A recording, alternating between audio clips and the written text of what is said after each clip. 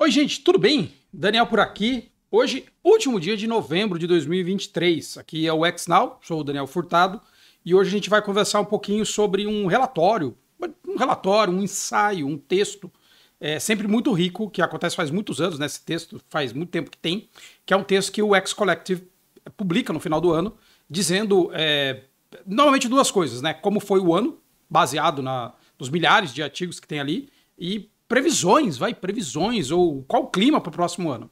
Então, nos últimos desse relatório, né, de tendência ali, desse insight, desse white paper, apontava algumas coisas, algumas mudanças de maré, né, que era inclusive o tema do último artigo. Então eu vou fazer, como normalmente eu faço com os artigos do X Collective, que estão em inglês, né, eu vou ler ele, adaptar ele aqui para português, vou, né, traduzir, complementar com algumas coisas ali, com algumas coisas do meu sentimento ali, da minha observação com relação a isso. Mas dessa vez, ao invés de fazer o artigo inteiro de uma vez, o artigo todo na sequência dele, eu vou quebrar o artigo em dois momentos. Até porque, como o artigo tem algumas coisas que são mais pesadas, assim, a gente não tá no melhor clima, estamos num clima chato. Então eu vou tentar quebrar para pegar a parte mais propositiva e levar tudo pro final de uma vez. Para dar um boom, assim, um punch de adrenalina, endorfina, alegria, dopamina em todo mundo aqui, assim. Um boom hormonal, praticamente. Então, ao invés da gente... eu vou fazer só... o negócio inteiro, tá? Então vai ser um pouquinho diferente. Espero que vocês gostem. Não se esquece aí, se você não tá inscrito ou inscrita no canal, para você se inscrever. É grátis. É grátis e ajuda muito o canal a atingir mais pessoas. A gente já tem mais de 50 mil pessoas, então vai ser muito legal se você curtir, se inscrever, mandar para alguém, publicar no seu LinkedIn, publicar no seu TikTok, ou fazendo uma dança, alguma coisa assim. Então, fica à vontade. Então, ó, de novo, o que é esse artigo? Ó, é o artigo entrando no estágio final, não, né, no estágio avançado de UX. E eu vou fazer aquilo, vou ler, né, o artigo, vou, lógico, que colocar o link do artigo, mas é fácil, é trends.uxdesign.cc. Inclusive, vocês vão reparar aqui em cima que tem os outros anos, tá vendo? Tem os outros anos aqui. Então a gente consegue pegar... só que eu fiz uma coisa que tira meu OBS do caminho, deixa eu só colocar ele pro lado aqui, senão eu tenho medo de, às vezes, me perder, o som desaparece. Então só segura aí um segundinho, só porque eu mexi na tela e aí desconfigurou aqui a tela. Então, beleza, porque aí eu consigo acompanhar meu som, porque às vezes o som falha, então já tá ali. Então vamos lá. Esse daqui é o 2024, então é tipo como se fosse um relatório de tendência para 2024, que é baseado no que já aconteceu. Então ele é baseado no que aconteceu. Então, vou, como falei, fazer uma tradução, não vou traduzir ele inteiro de uma vez, eu vou traduzir uma parte e depois eu vou voltar e a gente vai reler um pedacinho de novo, tá? Então, assim, ó, assim como o capitalismo no seu estágio mais avançado, o X, no seu estágio mais avançado, é caracterizado pela saturação do mercado, por um foco muito grande no crescimento de grana, no crescimento financeiro, na comoditização, tornar as coisas mais padrões, né, mais padronizadas, na automação e no aumento da financiarização da coisa. De tudo passa a ser a respeito do dinheiro em si, do capital em si. Por isso que é do capitalismo, né? A ver com o capital. As empresas, então, né, as corporações exercem uma influência significativa sobre a economia e sobre a sociedade, porque as empresas são muito grandes. Né? Então, a empresa é muito grande, ela exerce um lobby, que a gente fala, né, uma pressão muito grande ali, porque as empresas são grandes. E os designers, eles só conseguem ir até um ponto na hora de lidar com isso, né, de advogar pela necessidade dos usuários, das usuárias, dos utilizadores. Então a gente tem um limite. E como que a gente consegue, então, navegar nesse cenário agora em 2024? Então, basicamente, falando sobre isso. A gente está entrando num estágio mais avançado do que é trabalhar com o X, trabalhar com design digital. De novo, esse é a nona edição desse relatório, que é um olhar crítico, né, na nossa indústria, olhando para a nossa indústria, baseado em mais de 1.000 artigos que foram publicados e compartilhados com uma base de mais de 500 mil pessoas inscritas em todo esse ano de 2023. Dessa vez ele tem umas ilustrações que são uns quadrinhos de uma pessoa chamada Fábio Berê. E aí tem aqui um desenho primeiro falando assim, uau, eu sou um designer, né? Eu vou salvar o mundo. Enquanto isso, o mundo tá lá, ansioso, colado numa tela. Então, né? Que bela salvada de mundo, né? Bela salvada de mundo. E aí vai comentar sobre as características desse UX de estágio avançado. Não é um estágio final, mas é um estágio avançado. Então, a primeira dessas características é a automação. Então, a gente tem a automação, onde ferramentas de inteligência artificial automatizam uma parte cada vez maior do nosso trabalho e podem reduzem a demanda para designers em certas condições de mercado. Em certos mercados, você diminui a necessidade de designers por causa da tal da automação. Fala como segunda etapa, né, disso, segunda característica, a saturação. A saturação, que é a gente ter mais designer do que demanda. Então o mercado ainda está meio incerto, porque a gente tem discussões falando, nossa, há uma grande... precisamos de 100 mil pessoas, sei lá, ao mesmo tempo 100 milhões de pessoas, sei lá quantas pessoas trabalham com X, ao mesmo tempo que no dia a dia não é exatamente isso que a gente vê. Então o que a gente vê é que parece que tem muito designer e menos oportunidade hoje em dia para os designers. Mas tudo isso vai ser detalhado no artigo, tá? Então, sem spoilers. A comoditização, de novo, transformar alguma coisa em commodity, fazer uma coisa ser tão padronizada que ela é comparada um com o outro, né? Então, esse foco na escala e nessa padronização, ao invés de a gente pensar em diferenciação, ou então nas coisas terem prazer, né? As coisas serem legais, então a gente está com um foco maior nessa questão de escalabilidade, que também isso tem muito a ver com industrialização, tá, gente? Então, quando a gente está numa das camadas da industrialização, a gente quer fazer coisas em produção em massa, produção em série, tá? Aí fala da financialização, então a gente tem uma influência muito grande e interesse de acionistas, né, em cima das decisões de design, então as métricas são muito baseadas em coisas relacionadas ao que um acionista pede, e o que ele pede é, de repente, maior segurança na hora dele saber que ele vai receber de volta um investimento, numa startup, por exemplo, um produto. Então a gente está nesse momento. E numa última etapa, uma desintegração. Uma desintegração, que para mim é uma das coisas mais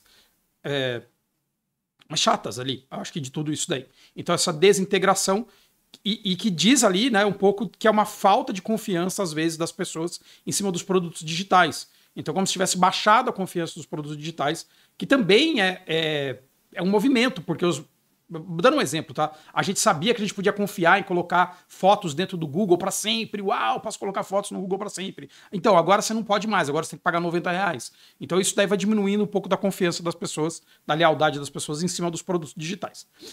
Aí, de novo, como que o artigo está dividido? Ele tem essas 5 partes, eu vou ler partes das partes e depois eu vou voltar e ler outra parte das partes. Se ficar confuso, vocês me desculpem, mas eu acredito que vai dar certo. Eu não ensaiei, porque eu não sou muito de ensaiar, mas então a gente vai tentar fazer isso junto ali. Tá bom, ó. O IA, né, inteligência artificial, ela tá tanto levantando a gente, quanto empurrando a gente para fora, às vezes até da profissão, tá? Então ela potencializa e ela despotencializa algumas coisas. Então, em alguns cenários ela ajuda, e em alguns cenários ela pode ser terrível, né? Pode ser um problema. Então, assim, o IA está agilizando o trabalho de designer dentro das organizações grandes. Então, não só de design, tá? Design ali porque interessa para o público de design aqui. Mas então, ferramentas de IA estão alterando a forma como as empresas grandes trabalham. Então, elas eliminam um pouco a necessidade de designers e, ao mesmo tempo, ela faz isso nos projetos que têm baixo risco. Então, em alguns projetos que são elegíveis para você automatizar algumas coisas, vai ser automatizado. Então, tem menos risco. Dá para a gente fazer isso daí usando uma automação? Vamos fazer uma automação. Então, bom, com essa onda grande de ferramentas de AI generativo, GNNA que está aqui, AI generativo é o AI que cria coisas. Então, Midjourney, cria coisas no ChatGPT, que você começa a escrever, ele começa a criar uma coisa nova. E também os modelos de linguagem, né? Os modelos de linguagem grande, os LLMs. Então, os modelos que tem muito texto dentro, por exemplo, os modelos do OpenAI, que tem um banco de muito grande de informação, né? Então, essas coisas têm uma nova onda em cima disso daí.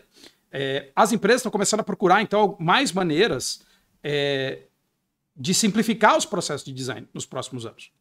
Então, como que elas simplificam os processos de design? E às vezes a empresa que está simplificando é uma empresa de design, é uma empresa parceira nossa, é o Figma, é a Adobe, sabe? É a Microsoft, são as empresas parceiras nossas também que vão fazer isso, porque elas também têm outros clientes que não são designers, né? Então, nem todo cliente de uma empresa é um designer. Então, isso é a pretensão do designer, né? Também.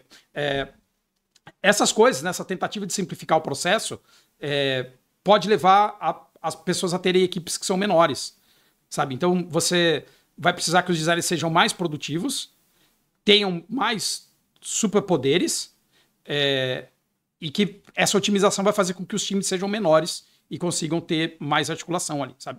Então, as coisas vão acontecer ao mesmo tempo, tá? Então, a gente elimina algumas tarefas manuais, a gente, né, reduz o jeito que os processos são feitos, então a gente vai fazer o designer ser mais produtivo, com superpoderes, ao mesmo tempo que eu preciso de um time menor, porque afinal de contas agora eu tenho um time que só tem Hulk, é o Avengers que só tem Hulk, não tem nenhum Gavião Arqueiro, só tem Hulk, 5 Hulks.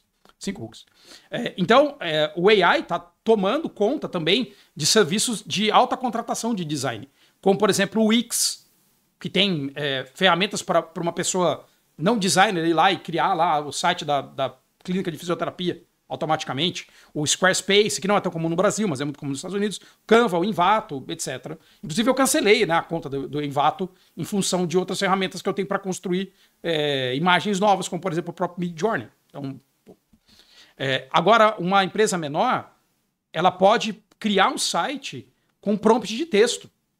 E aí ela não precisa mais de tantos designers. Aí um parênteses em cima disso, tá? Não foi inventado hoje, template, tá? Então, se você entrar no próprio Envato, você vai ter ali o Avada, que é um tema de WordPress que tem milhões de temas vendidos. É um tema super robusto, super sofisticado, e nem por isso ele substituiu o trabalho de várias empresas e vários web designers que usam ele mesmo para construir as coisas para os clientes. É que hoje isso se tornou uma coisa mais simples. Hoje você tem ferramentas que você poderia falar, é um site de uma clínica de fisioterapia que fica no bairro X, e ele vai lá e faz. Então, tá bom, tá certo, não tá certo. Isso é uma discussão para o nosso eu do futuro, que daqui a pouco a gente vai chegar nessa discussão. Então, enquanto alguns designers estão aprendendo sobre engenharia de prompt, estão aprendendo e às vezes vendendo curso, às vezes vendendo um manual lá de prompts para você conseguir melhorar sua pesquisa ou sei lá o quê, alguns estão se preparando para mudanças mais profundas na indústria. Então, a mudança não é só você usar ChatGPT para te ajudar a fazer uma coisa. Tem mudanças mais complicadas acontecendo. Então, mudanças que podem envolver não existir mais o conceito de aplicativo, por exemplo.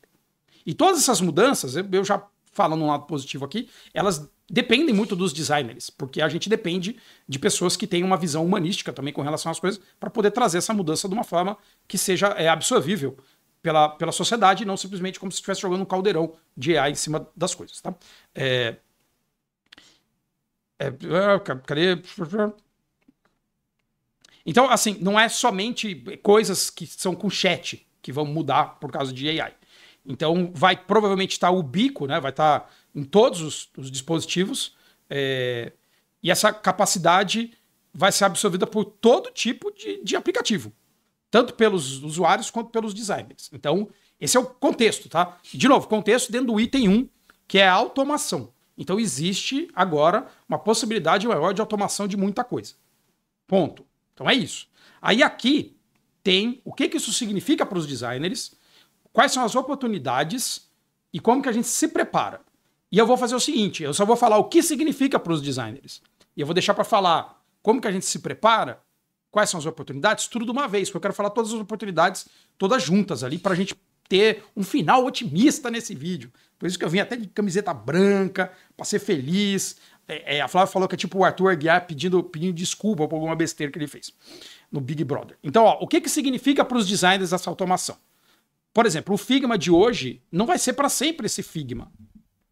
uma vez que você tenha bibliotecas de design que estão conectadas no código, e você tenha inteligências artificiais que são espertas o suficiente para construir uma interface on demand, pela demanda, no ar, direto, então os designers vão ser menos importantes. Porque esse designer intermediário, que precisava pegar uma regra de negócio e ir lá escolher dentro de um sistema de design como que aquele componente é ou não é, montar aquilo e publicar, ele não vai precisar fazer isso, porque essas coisas vão acontecer em outros lugares. Aliás, essas coisas já acontecem direto dentro dos próprios servidores, dispensando também outros profissionais, como por exemplo front-ends. Então isso não é uma coisa que afeta somente quem é designer, tá?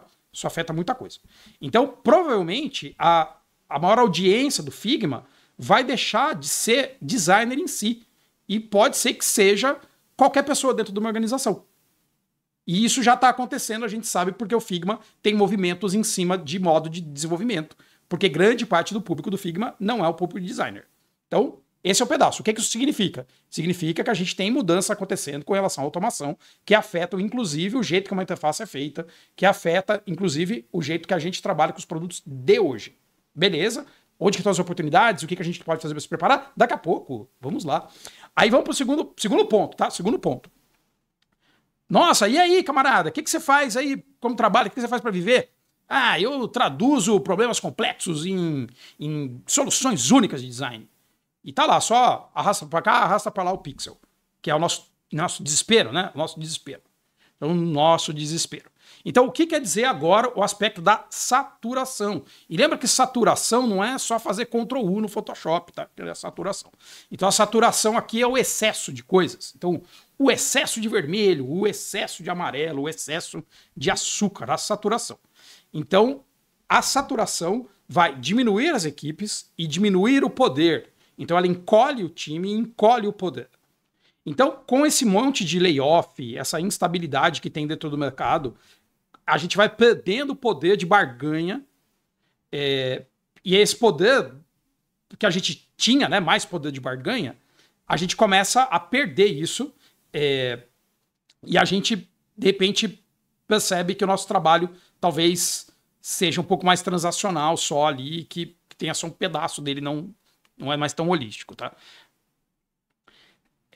Tipo, a gente corre o risco de estar só num pedacinho.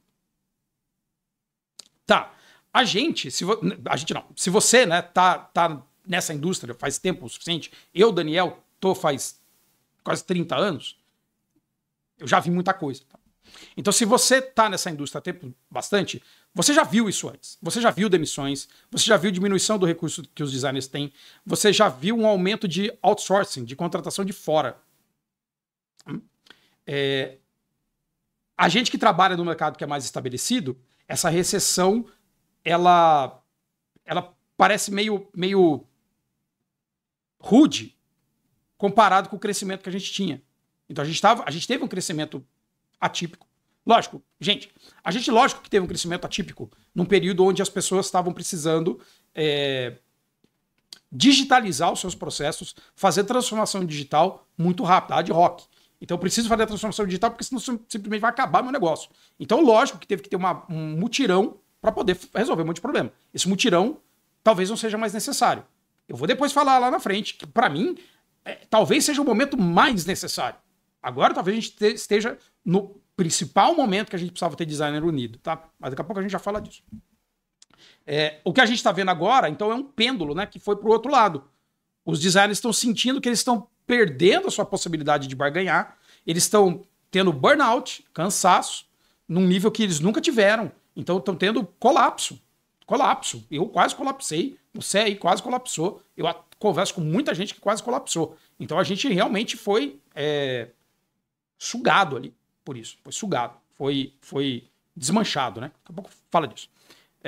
E, ao mesmo tempo, a gente tem um monte de gente que ainda está tentando encontrar emprego depois que foi mandado embora com o seu conjunto de habilidade. Então, com as coisas que eu sei fazer, eu não consigo arrumar um trampo. Independente da gente ter uma profecia apocalíptica, né? Não é que, meu Deus, morreu todo mundo, vamos tocar a corneta.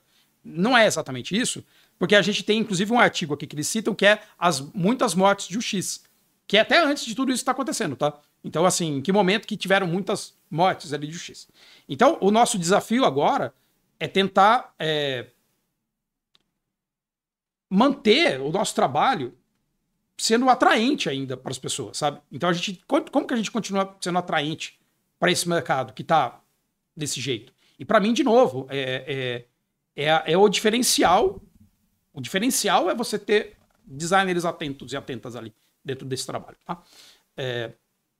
Às vezes, as pessoas que conseguem, né, se manter dentro do trabalho ali são pessoas que têm muita sorte em trabalhar na área, que são apaixonados. E muita gente está perdendo a paixão por isso, tá, gente? A gente vai...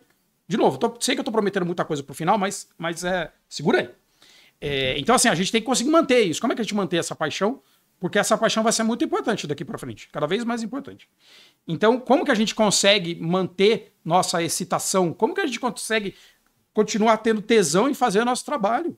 Aquele trabalho que já foi um trabalho mais artesanal, um trabalho que não é aquela automação. Como que a gente consegue manter esse espírito ainda aceso de querer fazer isso? Sabe? Como que a gente consegue? E aí tá ali, né, dentro do ambiente super tóxico do LinkedIn, tá ali, ó, a pessoa tentando conseguir ali arrumar um trampo e já foi, assim, um líder, já trabalhou na Amazon, no Facebook, em tudo quanto é lugar, nos FANG, já foi mentor mais de 1.000 minutos, meu caso lá, 5.000 minutos de mentor, e tá lá, por favor, alguém me contrate ali, e todo mundo sabe, ó, ele foi escolhido, parece Toy Story. O que isso quer dizer para os designers? Então, o que quer dizer para os designers toda essa diminuição? O que isso quer dizer para os designers? Então, tá, vamos pensar. Quando uma equipe é menor, né, mais enxuta, então a gente tem menos mobilidade dentro da empresa, a gente tem menos mobilidade entre trabalhos também, porque tem menos trabalho para poder ir de um trabalho para o outro. Isso diminui um pouco nossa condição de barganha, tá? Então a gente também tem menos camada, às vezes, para gerenciar a gente. Isso aí a gente viu bastante, tá, gente? Várias pessoas que estão trabalhando com times que não tem mais líderes de design. Não existe mais liderança de design. Então a gente também fica ali, nossa, como que eu lido com isso, né? Então o designer tem que conseguir entregar o valor ele mesmo, sabe? Então, como que vai fazer isso, né? Ele tem que se autogerenciar para entregar o valor, né? Então, quando o time está menor, gente, isso acontece. Aí eu vou fazer até só um pequeno parênteses. Não é todo time de design que é grande, tá, gente? A maior parte das pessoas não trabalha em times de design grande. Assim, trabalham... Existem times de 1.000 pessoas de design? Existem, mas isso é muito mais exceção do que regra. Você sabe, você que está aí, que me acompanha, você sabe que você está trabalhando sozinha. Você sabe que você é a única designer. Você sabe que você está ali e que você tá se pendurando para conseguir fazer as coisas acontecerem. Então, não diminuiu para você. Mas o que diminui é que agora tem menos oportunidade para você tentar entrar naquele time dos sonhos, onde você, nossa, que legal, que eu vou ter uma visão amiga ali em cima, vendo o meu trabalho acontecer, tá? Então isso é uma coisa que é complicada, mas tem oportunidades, a gente já vai falar disso daqui a pouco, vamos lá. E tá ali o Batman procurando trabalho. O Batman sempre tem trabalho, né? Agora vem uma parte que é interessante, que é assim, e outro dia eu gravei um vídeo falando um pouco sobre isso, que é sobre a comoditização, né, que era o design desaparecido. Inclusive foi o último vídeo, né, depois eu desapareci, voltei, estou aqui. Que é o designer dentro da esteira, dentro daquela correia transportadora. Aquela esteira ali da linha de produção.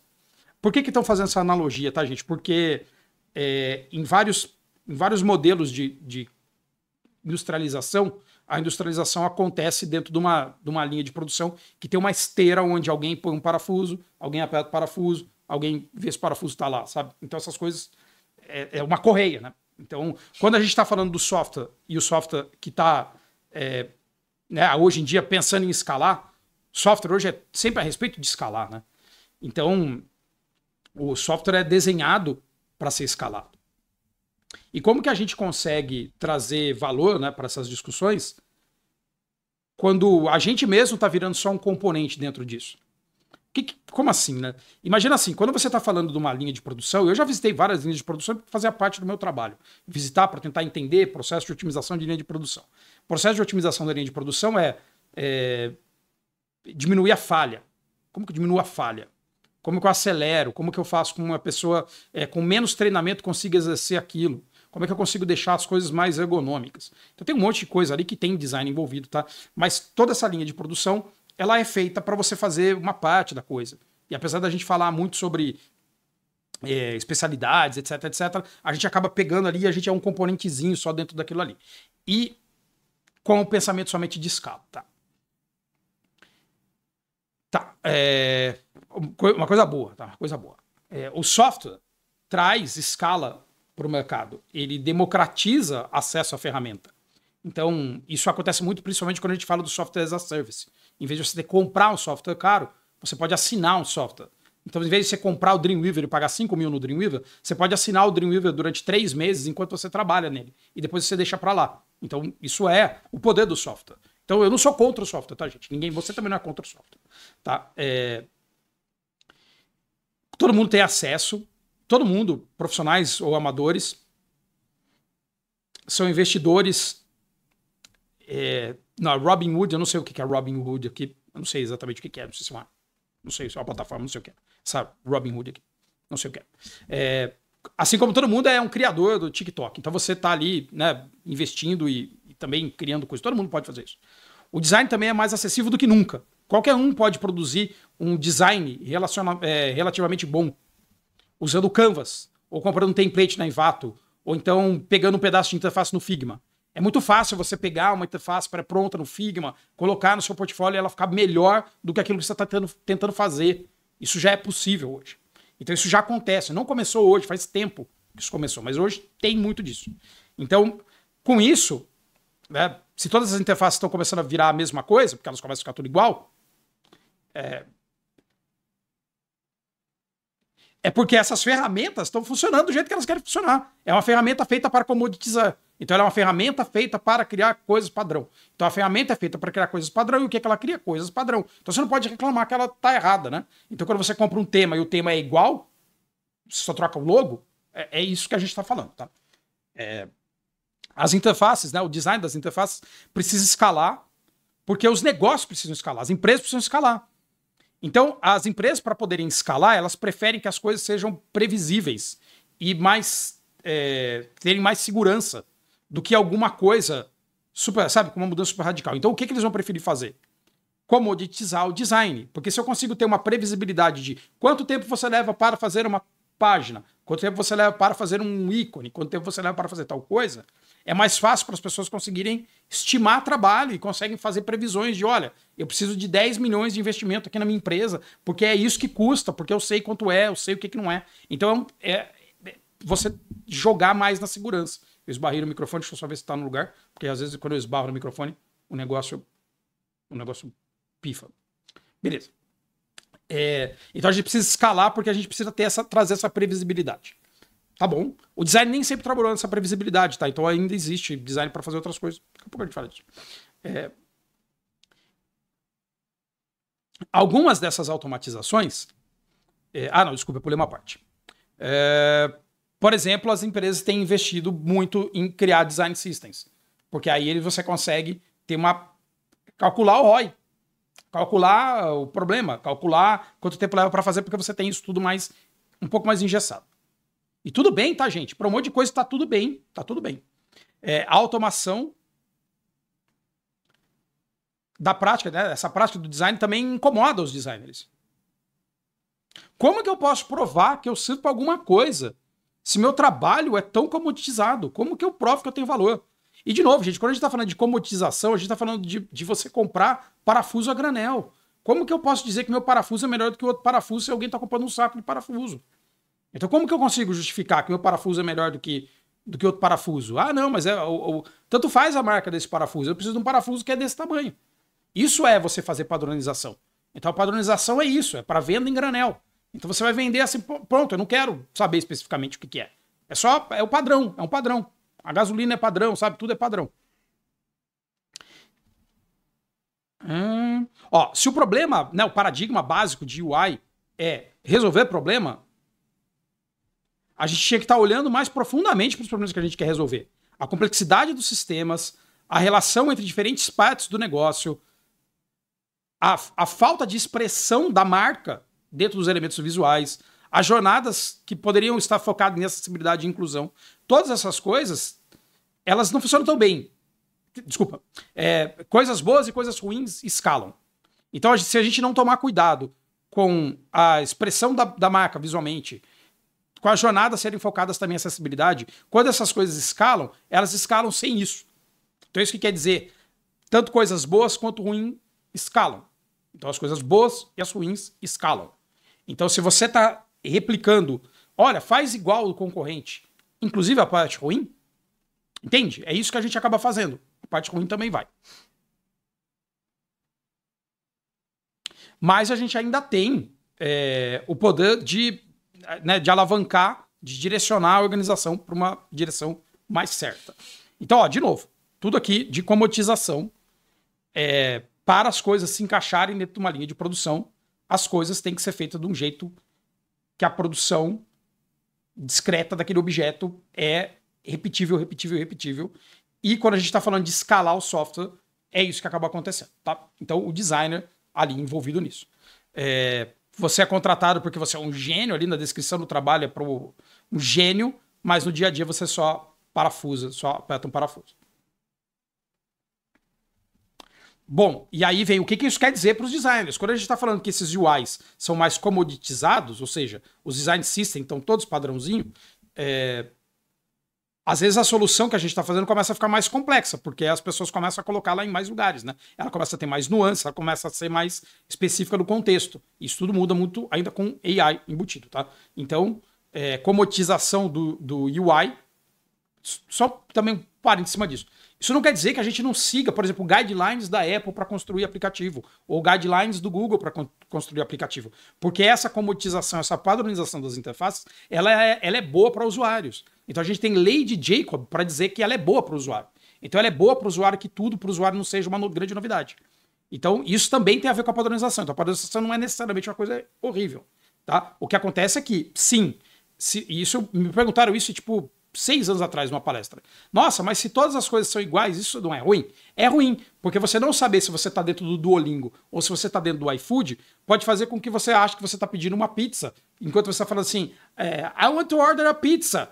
E aí você tá realmente pedindo uma pizza e não praticando inglês, entendeu? Porque a cara é a mesma. Aí quando você menos espera, tem uma pizza na sua casa, o que não é de todo ruim. Depois vem aqui onde estão as oportunidades, a gente já fala disso. Aí vamos lá para o outro passo, que é a financialização das coisas. Eu achei sensacional esse trocadilho, que é saindo do user flow para o cash flow, saindo do fluxo de usuário para o fluxo de caixa. Então, é muito bom isso. É muito bom. O trocadilho foi muito bom. Fabrício e Caio, parabéns pelo trocadilho. Então, assim, ó, num mundo onde o design, in a world where design is used, não, sem parecer um trailer de filme da Sessão da Tarde. No mundo onde o design é usado para apaziguar acionista e para aumentar o preço de ação, você advogar pelo usuário pode ser só uma coisa que vão pensar depois. Então, primeiro vamos pensar em como é que eu aumento o lucro. Vamos pensar primeiro como que eu faço minha ação valer mais. Depois a gente pensa se a gente vai agradar usuários, se a gente vai atender os usuários. E aí diz uma coisa que muitas vezes os designers têm medo de números.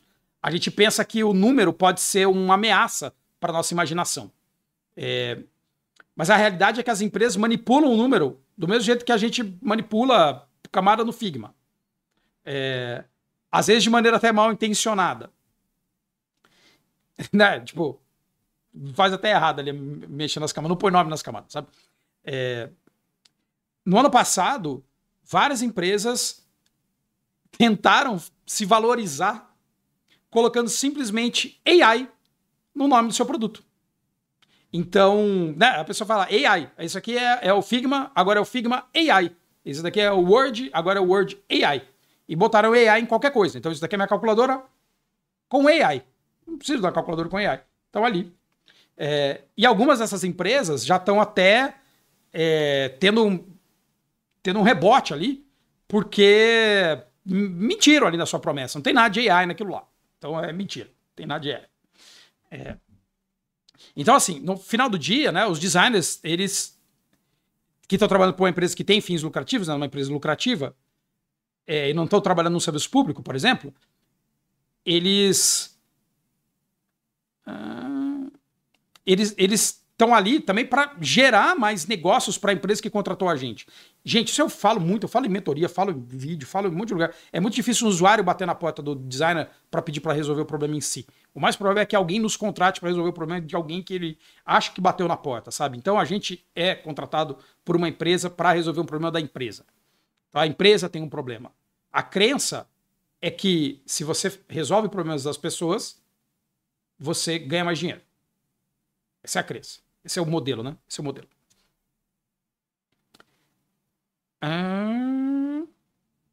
Tá, ó. Pra gente poder realmente advogar pelos usuários num mercado que tá tão orientado a resultados vezes que às vezes a gente não consegue nem ver, né? O designer precisa se sentir confortável em perguntar novas questões. Novas questões. Então a gente tem que estar mais confortável em perguntar novas questões. Ter mais curiosidade sobre outras coisas. A gente quer, por exemplo, aumentar a satisfação do nosso cliente, ou a gente está querendo só reduzir o custo do serviço de atendimento? O que a gente já está fazendo? Então, isso é uma pergunta ótima, porque você pode levar para os dois lados. Inclusive, eu falei isso na mentoria essa semana. Um dos jeitos de você demonstrar esse valor é falar, olha, a gente, como que eu comprovo que eu estou melhorando a experiência? Porque eu reduzi a quantidade de chamada no call center, por exemplo. Então, eu diminuí o custo do call center e melhorei a experiência das pessoas. Mas a intenção era reduzir o custo do call center, sabe? Por exemplo. Ou a gente, né? Então, ou seja, a gente está com o interesse do usuário na nossa cabeça, ou a gente simplesmente capitalizou empatia como alavanca de negócio. Então, a gente não está pensando em ajudar ninguém. Tem um artigo muito legal sobre isso. Pois tá na minha lista de vídeo. Então, será que é isso que a gente está fazendo? Então a gente estamos vendendo isso assim, tipo, não é verdade. É fake. É fake. A gente pode se sentir sobrecarregado por ter que cumprir tantos desses objetivos de negócio, mas esses objetivos às vezes permitem que a gente faça o nosso trabalho. Então ele vai ajudar a gente a fazer o nosso trabalho e não atrapalhar o nosso trabalho. Então compreender como os negócios funcionam podem tornar a gente ter mais sucesso, mais sucedido, mais bem sucedido no nosso negócio, no nosso trabalho. Então a gente entender como é que um negócio funciona ajuda a gente às vezes a conseguir barganhar melhor dentro do trabalho as coisas. Olha, bom, eu vou tornar mais fácil esse login aqui, porque isso diminui a quantidade de requisição e de ligação no call center. E também é uma coisa boa, né? É uma coisa boa. Eu vou falar disso porque aqui tem um trecho que é o trecho, para mim, um dos trechos polêmicos. O que isso quer dizer para designers? O que quer dizer? Que em 2024, designers provavelmente vão ser mais cobrados para saberem mais sobre negócio. Então, enquanto a economia vai, de repente, né, estrilhando de novo, se recuperando, a gente ainda tem muita pressão. E as empresas têm, não é só a gente. As empresas têm uma pressão muito grande em poder medir esse resultado para poder dizer que, olha, a gente vai manter isso desse jeito, não vai manter isso desse jeito, né? E agora talvez a gente tenha que lutar mais duramente contra decisões de negócio que são antiéticas. E combater padrões de UX que são enganatórios, que enganam as pessoas.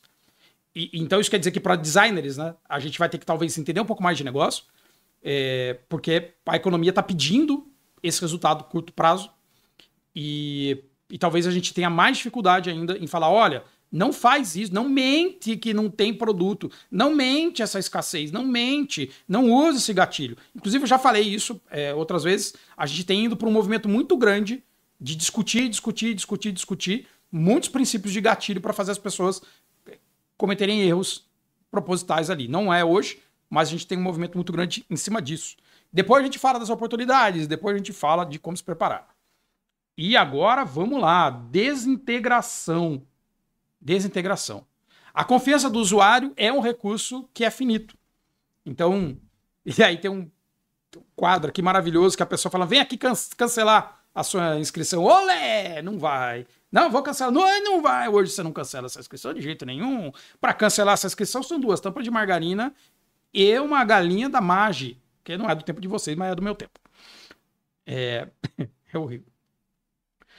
Tá, os produtos estão evoluindo numa velocidade mais rápida do que a gente pode necessariamente projetar eles, de maneira estratégica, né?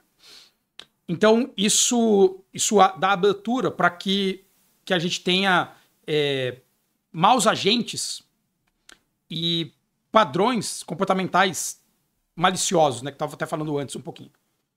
Por quanto tempo as pessoas vão aguentar isso? Por quanto tempo as pessoas vão aguentar que a cada um story que ela vê no Instagram dela, o outro story é vender uma parada? Um story, uma venda, um story, uma venda, um story, uma venda. E agora o Facebook está dizendo lá que ele vai, né? Você pode pagar para você ver menos anúncios. Ao mesmo tempo que no Netflix, não. Em vez de você pagar caro no Netflix, veja anúncios. Então, até quando que a gente vai tolerar isso? Então, assim, a verdade é que se todas as empresas baixarem o patamar de experiência delas para a experiência ser tão amadora, com botões que você clica e não vai para lugar nenhum, com cupom falso, com falsa promessa, se todas forem ruins, a gente vai diminuir muito o patamar do que a gente faz. É por isso que fala sobre a desintegração. Então essa é uma grande preocupação que eu tenho. Eu até comentei no começo do vídeo. É uma preocupação grande que eu tenho. Eu fiz uma postagenzinha curta no LinkedIn essa semana, dizendo que eu achava que o mundo estava muito chato agora, né? Esse mundo do X está muito chato. E quando eu fui tentar, né, explicar isso um pouquinho mais, é porque a impressão que eu tenho é que a gente está criando aqueles guarda-chuvas que quando você abre ele uma vez, ele quebra. Paf! Então ele só serve para uma chuva. Você toma uma chuva, pá, e aí ele quebra se ele te proteger de uma chuva. Já aconteceu isso comigo, de eu entrar numa loja, comprar um guarda-chuva, fazer assim, plá, e ele virar do avesso. Aí você fala, nossa, alguém criou uma fábrica para poder fazer um guarda-chuva que não funciona, que não protege da chuva, e será que a gente não está construindo isso? E aí as pessoas vão falar, nunca mais eu compro um guarda-chuva aqui. Mas o guarda-chuva tem 1 milhão, né? E os iFoods, e os Nubanks, e os Itaús, e os Bradescos, e o software de você conversar com o professor de inglês, todos esses daí. E se eles começarem a se deteriorar, será que tem um momento onde que pega um patamar que está errado? Tá? Eu estou citando esses, ainda estou citando softwares que eu uso e que para mim funcionam. Tá? Então, não citei os que não funcionam. Bom, muito tempo, pouco tempo atrás, a comunidade de design estava batalhando contra esses padrões ali que são maliciosos e pensando, sabe, nossa, que vergonha que é você usar esse hack aí, essa malandragem para ter crescimento. A gente estava lá, pelo amor de Deus, para com isso. E aí parece que tipo, que é uma batalha que é difícil, porque as empresas vão usando testes AB, e o teste AB, né, para tentar ver, por exemplo, conversão, ele pode ser que ele privilegie muito padrões maliciosos. Então, nossa, mas se a gente habilitar isso aqui, mentir aqui, caramba, vende muito mais. É lógico que vende, né? Mas a que custo, né? A que custo? E a lealdade? Então a gente tem, hoje em dia, aqueles paywalls em qualquer plataforma de conteúdo, a gente não consegue mais ler nada, a gente não consegue cancelar nada. Antes a gente achava que era inofensivo, mas as redes sociais, que daria, né, um artigo inteiro só sobre isso, elas têm ido para um lugar muito ruim. A polarização das pessoas está indo para um lugar muito ruim. Desde as pessoas que têm discurso de ódio até teorias conspiracionais. Quem que vai ser responsável por isso quando o caos tomar conta? Aí vamos falar um pouquinho rapidamente do Mike Monteiro. Então o Mike Monteiro, que vai falar que como o design nos arruinou, ele vai falar sobre isso. Em que momento que quando um usuário de uma rede social entra acaba, sei lá, tirando a própria vida, o quanto que isso é ou não é responsabilidade dos designers que às vezes não estão ali para batalhar por aquilo, né? Então, é difícil, né? É difícil porque a gente sabe que a gente está indo para um caminho complexo com relação a isso. E, de novo, de quem é a responsabilidade? Mas foram os stakeholders. Foram os stakeholders. Então é difícil. Por isso que eu falei, quero um vídeo de um assunto difícil. E por isso que eu vou separar o vídeo para não ficar mais chato. Deixa eu ver quanto tempo tá durando esse negócio. Eita, 40, 1 hora quase. Eu vou acabar isso aqui em 1 hora. 1 hora acaba, gente. 1 hora acaba. É que eu falo muito, desculpa. Ou não, desculpa nada. Eu falo mesmo. Desculpa, é assim mesmo.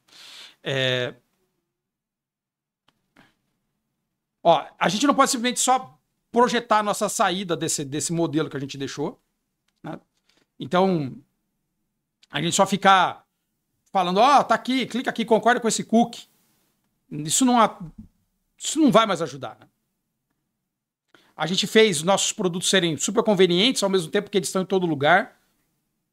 A gente tem lá esses concordando com coisas que a gente nem sabe o que a gente está concordando. E a gente entra lá, né? A gente entrou nessa indústria, de repente, pensando assim, nossa, que legal, eu vou melhorar a vida das pessoas.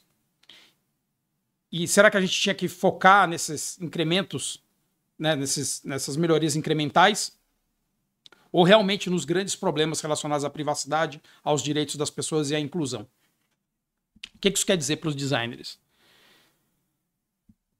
A gente está ouvindo falar cada vez mais sobre as consequências desses espaços digitais que a gente habita.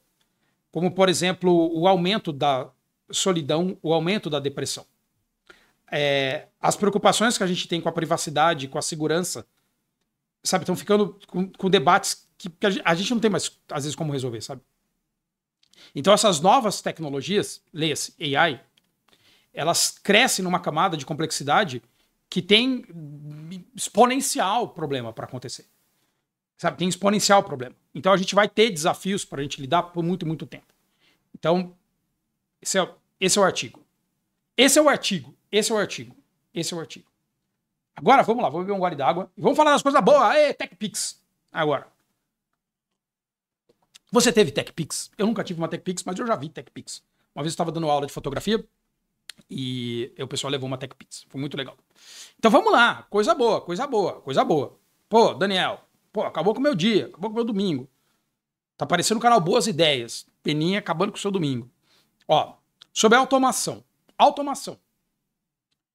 Onde estão as oportunidades relacionadas à automação com AI? Enquanto esses processos de UI tendem a serem mais automáticos no futuro, algumas capacidades, algumas habilidades técnicas, como, por exemplo, pesquisa com o usuário, estratégia de UX, elas têm ficado e vão ficar cada vez mais importantes e mais críticas. Então a gente vai precisar de gente que tenha pensamento crítico, vai precisar de gente que consiga fazer uma pesquisa direito, vai precisar de gente que consiga estrategizar, criar um bom plano para as coisas acontecerem. A mesma coisa é verdade para quem consegue criar um conceito de design e uma visão, além do alcance, né, uma visão dessas coisas. Então a gente ainda tem que conseguir entender qual é o melhor uso para a tecnologia. Será que o melhor uso para a tecnologia é o Tamagotchi? Ou não, sabe? A gente tem que entender qual é o melhor uso para a tecnologia. A gente tem que conseguir fazer isso. E a gente vai ter que continuar expandindo a nossa capacidade de trabalhar com design dentro de outros ambientes que vão se popularizar e que ainda não estão populares ainda. Ainda duas vezes, né? Mas que ainda não se popularizaram. Como, por exemplo, realidade aumentada, realidade mista.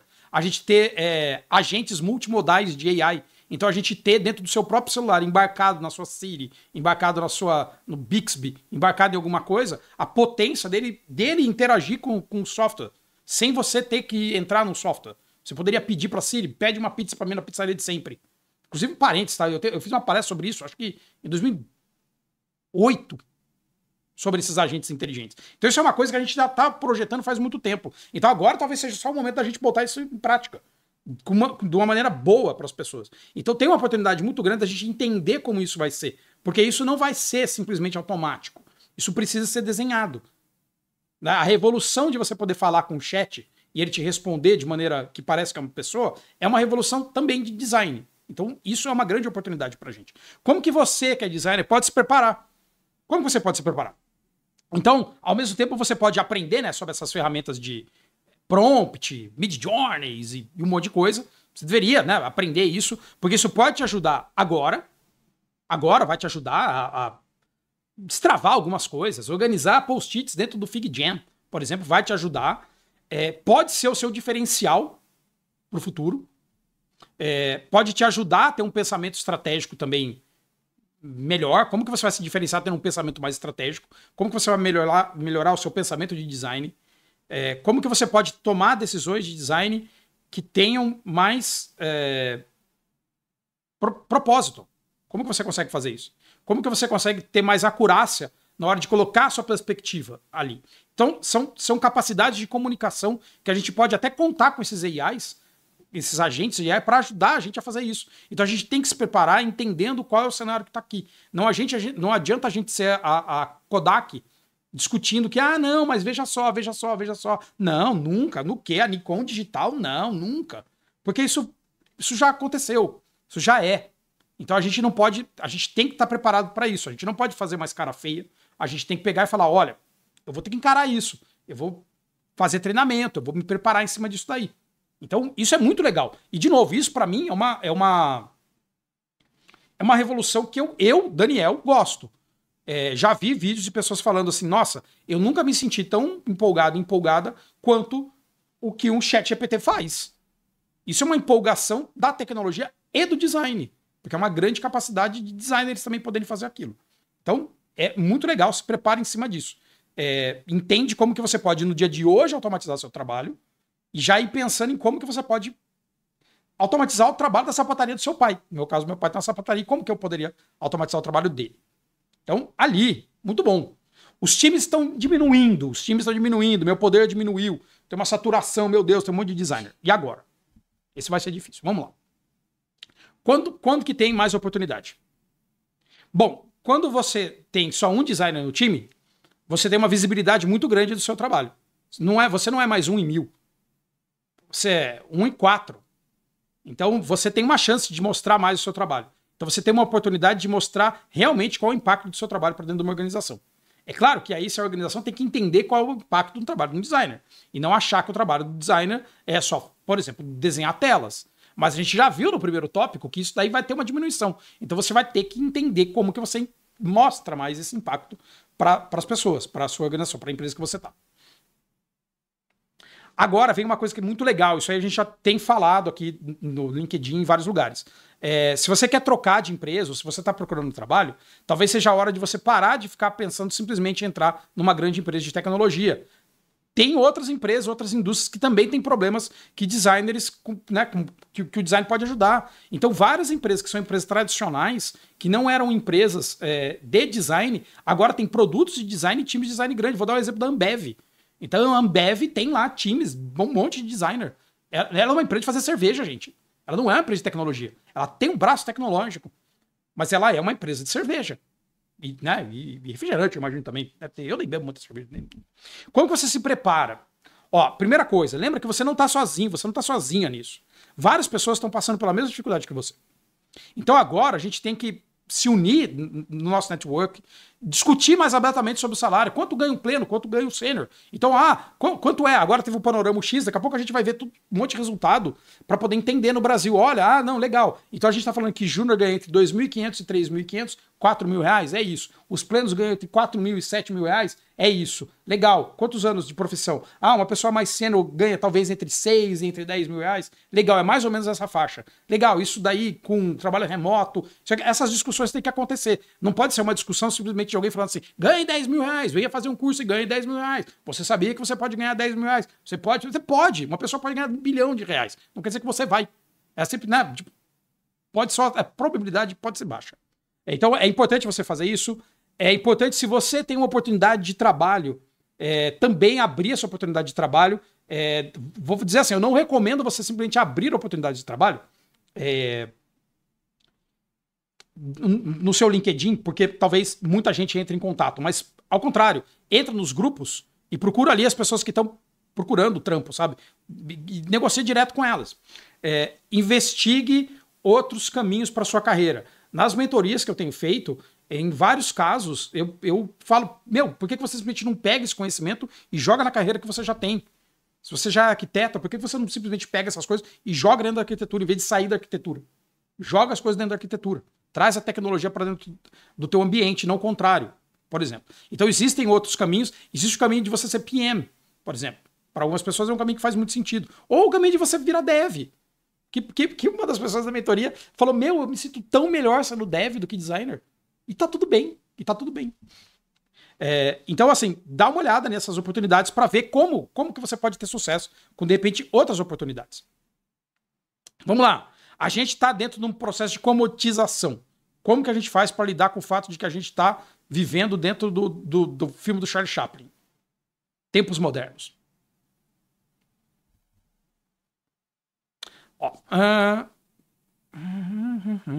Como que você consegue usar a sua habilidade, o seu craft, a sua habilidade, não só naquele pedaço do trabalho que você está fazendo?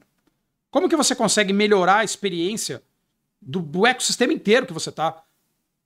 Então, como que você vai descobrir qual é o problema que você tem que resolver? Gente, isso é muito doido, porque assim, várias pessoas que têm talento para criar apresentações, talento para organizar um gráfico, parece que eles desabilitam isso. Se você usar esse seu talento para criar essas coisas melhor, para você colocar isso dentro do seu trabalho, você tem a oportunidade de voltar a ter esse prazer de ter mão na massa. Eu, por exemplo, semana que vem, vou fazer um curso de Webflow, porque eu gosto, eu quero voltar a ter prazer em fazer aquelas coisas que não são necessariamente comodização. Eu quero, sabe, voltar a fazer aquelas coisas sem necessariamente seguir um tema pré-pronto. Então eu quero fazer isso. Eu, Daniel, quero fazer isso. Eu quero me conectar com o meu Daniel de 20 anos atrás, quando eu estava aprendendo HTML, falando, nossa, que legal que é isso. Então eu acho que a gente tem que conseguir usar esses nossos talentos para outras coisas também. Porque se alguém está pedindo para você simplesmente analise se todos os botões estão alinhados para a esquerda, você fala, meu Deus do céu, o Marvin, no Guia do Mochileiro das Galáxias, Malvin, o robô, eu tenho o cérebro do tamanho de um planeta, você está pedindo para eu ver se está tudo alinhado. Use o seu cérebro do tamanho do planeta para fazer outras coisas também. Olha só. Aí fala também que o fato de que agora essas coisas estão mais componentizadas pode te ajudar a ter a oportunidade de crescer outros tipos de capacidade, outros talentos que um designer pode ter, explorar outros dados do trabalho que talvez você não tenha feito. Por exemplo, será que eu consigo mudar um pouco a minha perspectiva? Em vez de ficar tão trabalhando na parte de execução, trabalhar um pouco mais na parte de estratégia? Será que eu consigo, sempre que eu tenho uma tarefa para fazer, sempre que eu tenho um ticket aberto, eu dar um passinho para trás no ticket e pensar um pouquinho para trás do que tem? Será que eu consigo fazer isso? Será que eu consigo ampliar minha visão? Opa, só 1, 2, 3, testando. Será que eu consigo ampliar minha visão holística em cima do meu trabalho que eu estou entregando? Como que eu consigo fazer isso? Será que eu consigo ajudar em novos tipos de documentação, igual o texto lindo que eu compartilhei da Helena? Então, será que eu consigo fazer isso? Então a gente tem que se preparar para, se essa parte vai ficar igual, o que eu vou fazer de diferente? O que eu vou fazer diferente? Gente, existe miojo, não existe miojo? Existe miojo. E você também pode ir num lugar comer um carbonara e pagar R$190. Ainda existe miojo. E existe carbonara de R$190. As duas coisas são um macarrão com molho. Não, molho não. Sei lá. Não é molho, mas você entendeu minha analogia. Então, tenta buscar de novo essa sua essência. Acha alguma coisa que você ama fazer e faz. E faz. Ó, vamos lá. Desde agora uma mudança do user flow to cash flow, que é o melhor. From user flow to cash flow, eu quero uma camiseta. Fabrício e Caio, camiseta. 1, 2, 3, camiseta. From user flow to cash flow. Pum! E vou botar isso no meu LinkedIn. Vou botar no meu LinkedIn. Vamos lá. Isso eu acho muito legal. É muito, muito, muito legal essa parte. De onde tem oportunidade, se a gente está falando agora de uma relação mais próxima com dinheiro ali dentro. Então os designers que agora vão entender mais sobre como que você alavanca corporações, alavanca negócio com design, talvez percebam que ele deveria estar fazendo ele mesmo a própria empresa.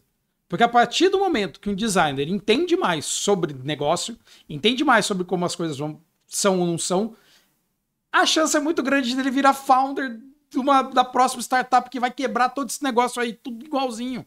Então a chance é muito grande de você que é designer agora pegar qual é a sua paixão. Se a sua paixão, por exemplo, com a minha educação, como que eu posso trabalhar então eu mesmo? Se eu já vou ter que saber de negócio, vou ter que saber de código, vou ter que saber pular corda e assobiar. Por que então eu não faço minha própria startup e fico milionário? Ou não, ou quebra e fica na pobreza.